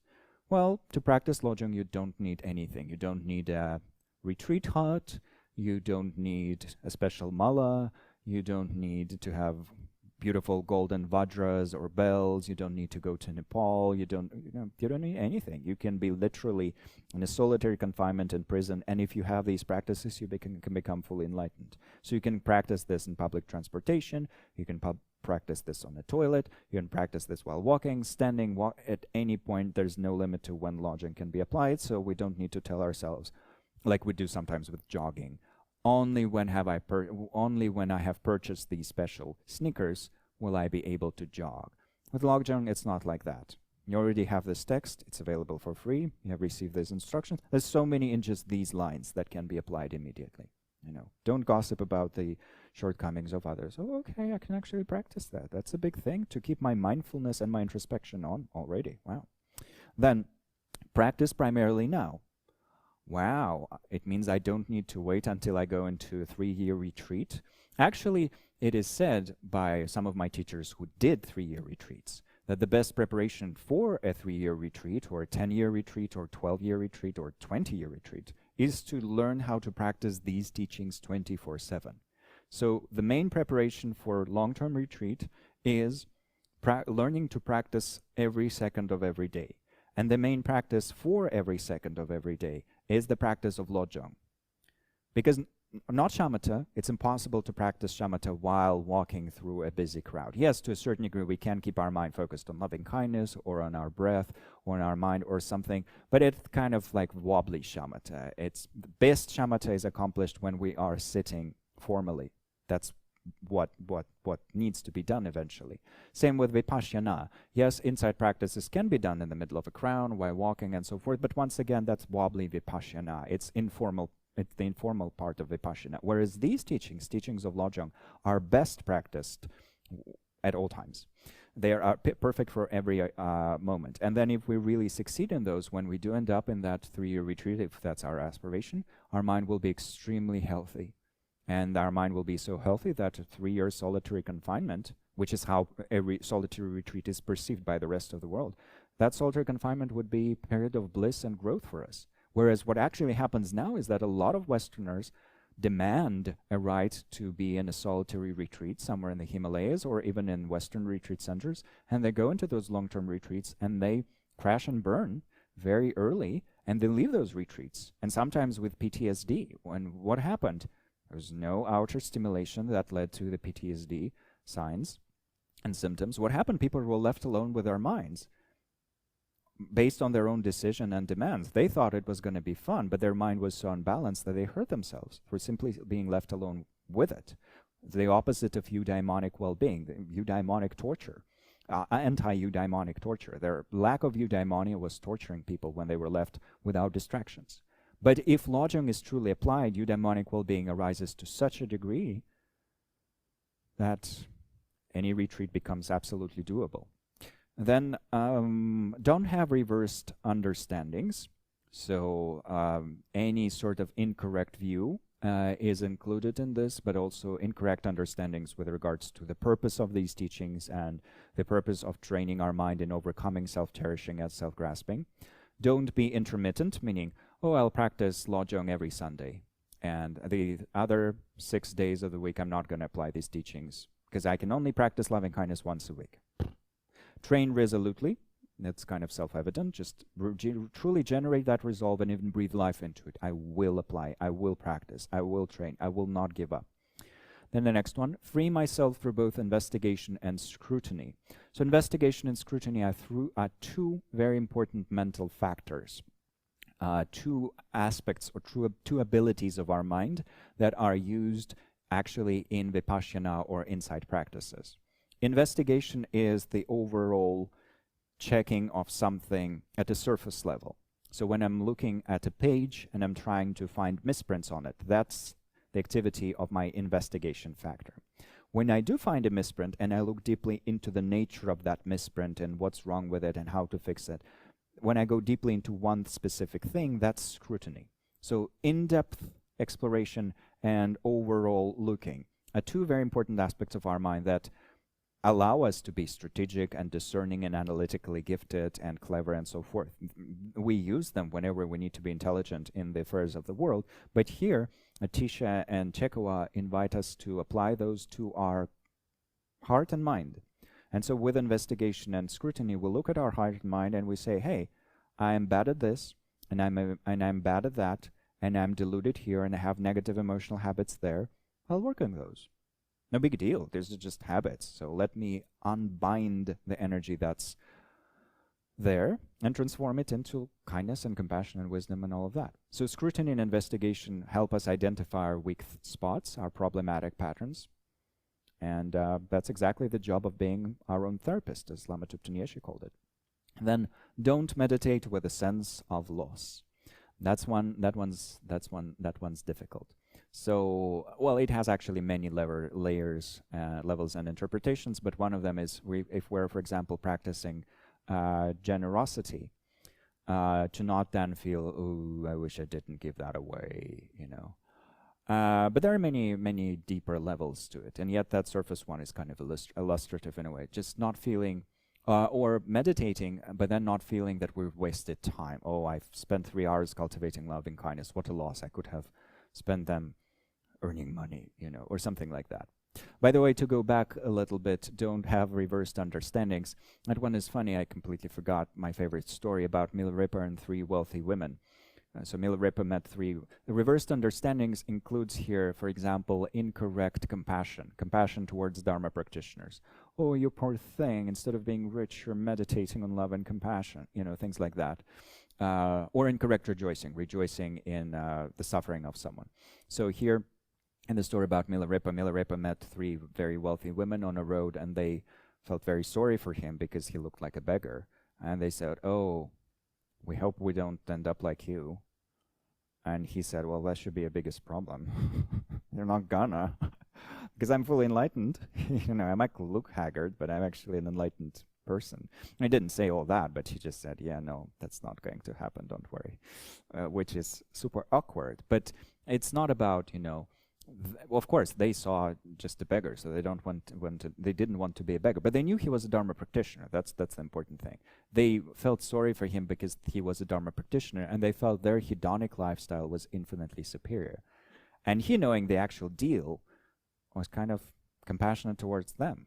So that's an example of what to feel compassion towards and not, yogis, yes, might look like they're not getting much hedonic stimulation, but if they arrive at incredible levels of eudaimonic well-being, well, there's nothing to feel pity towards. They're in infinitely more bliss than we can even imagine. They're experiencing infinitely greater bliss than we can imagine. Then, to go back to where we were, don't restrict myself with hypersensitivity. So if I'm extremely sensitive towards any potential insult from anyone, and I, for that reason, fully lock myself away from the world, and don't dare to do anything, or fully remove myself, fully isolate, that would not be perfect for bodhisattva training. So to slowly counteract that isolation tendency. Don't act for merely a short while. So if I'm truly trying to benefit others, doing that for only 15 minutes out of my entire life, not very good. So I want to take that long-term perspective and do as much training and as much benefiting as I can. And finally, the loveliest one, perfect thing for the conclusion, don't wish for any things. So we do our best, we pour our heart out, we give food, we feed beings, we bring gifts, we teach, whatever, all these beneficial activities, practices of generosity and so forth. And then a part of our mind yearns for that, at least say thank you, for goodness sake. But they never will, and they never do. So give up on that and truly rely only on bodhicitta itself. It's the ultimate reward. It's sad, but it's true. So don't expect things. You will never get it. Neither did the Buddha, neither does the Dalai Lama. No one ever gets proper things, and neither will you. So just don't wish for it. Don't expect it. Sometimes it will come, so how wonderful then. But most of the time it doesn't come at all. And then concluding verses. Like this, transform into a path to enlightenment this time when the 5 deteriorations of lifespan, disturbing emotions, outlook, beings, and times are rampant. So we live in a time where our lifespan is deteriorating, meaning that our natural lifestyle, unsupported with antibiotics and things like that, is getting shorter. Technically, we are living longer because we're supported by so many technical means, but actually we are in a way more fragile. And also, who knows what's going to be true in 20, 30, 40 years, given what's happening with the natural environment and climate and the epidemiological situation in this world and so on. Then disturbing emotions are obviously becoming more rampant, even amongst Dharma practitioners, or those who want to be Dharma practitioners, but let alone amongst the general population. Our outlook is becoming increasingly reductionist and materialistic. We pay less and less attention to consciousness, to causes and conditions, to eudaimonic well-being, and we more and more believe that only matter matters. That's, from a Buddhist point of view, a tragic misinterpretation that is at the root of the destruction of the planet, actually, because we think the only type of happiness is hedonic happiness, and that's a horrible outlook to have. And beings are being degenerated. I mean, one thing is that we're destroying a species per day or more, but it's very dramatic in terms of like the number of biological species decreasing. But in addition to that, the species that are still surviving are facing more and more obstacles. Amongst humans, beings are experiencing more and more delusions and afflictions, and kind of all very sad. And times, meaning that we live in the times where everything is horrible all the time. There's horrible news on the news every day, and natural disasters, and it's all kind of like that. So we're living this time of 5 generations, or as the Hindu tradition would say, we'll live in this Kali Yuga, the Yuga of dregs or leftovers. And that's not fun, but it is in times like this that Lojong teachings gain a special power. And in one of these sessions, we talked about how there's this saying sometimes, there are these teachings that are becoming more powerful as we're going deeper into degenerate times. The teaching of Lojong, the practice of Guru Rinpoche, the practice of medicine Buddha, and the practice of chakra samvara. So chakra samvara is a very profound practice, and many people don't have a connection with it. Some do, some don't. But Lojong is for everyone, and everyone can also pray to Guru Rinpoche, and everyone, if they want to, can also practice medicine Buddha, which is a tantric practice, which brings us back to the beginning. So feel free to explore any of those. They are said to be gaining more energy as we're moving deeper into these scary times. Then the essence of Nectar of Quintessence teachings is in lineage from Sir Lingpa. I told the story of this transmission in the very first session, I think. From the awakening of karmic remainders, from having previously trained, my admiration for this practice abounded, and due to that cause, ignoring suffering and insult, I requested the guideline instructions to tame my self-grasping. Now, even if I die, I have no regrets. So that's Geshe Chekawa's words. He received those transmissions from lineage holders that were passing this teaching on from the times of Atisha through Dramtompa and so forth. Chekawa sought these teachings out. He received them. He practiced them. He had a propensity for them because he trained in bodhicitta before.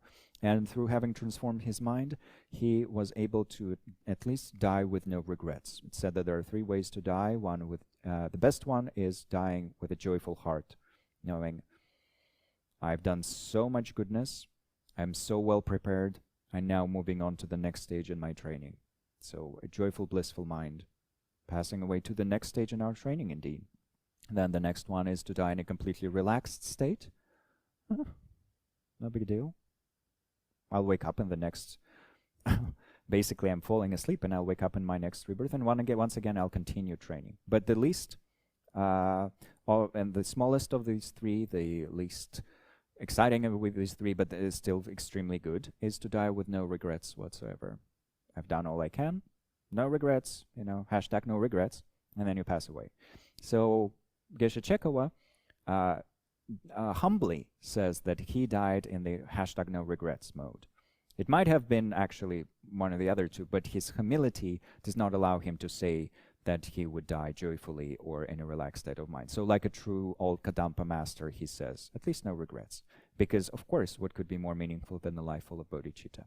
And then brings us to the end of this text and the end of this course. So may your heart always be full of bodhicitta. May you never separate from bodhicitta in any of your lifetimes. May excellent, genuine teachers always guide you to bodhicitta in its 2 forms, and before long may you become awakened and guide me and everyone else in this course to full awakening. So that's my final dedication. And thus by all the merit I have gained, may every being living none aside abandon all their evil ways, embracing goodness now and evermore. And these are 4 lines from Shantideva. So I've taken up too much time already, so just want to bow deeply. Wish you all the joy in your practice, and hoping to see some of you again. Kat and I will chat about potentially doing some online stuff, so if that happens, see you there. And for now, wishing you a beautiful weekend. Thank you.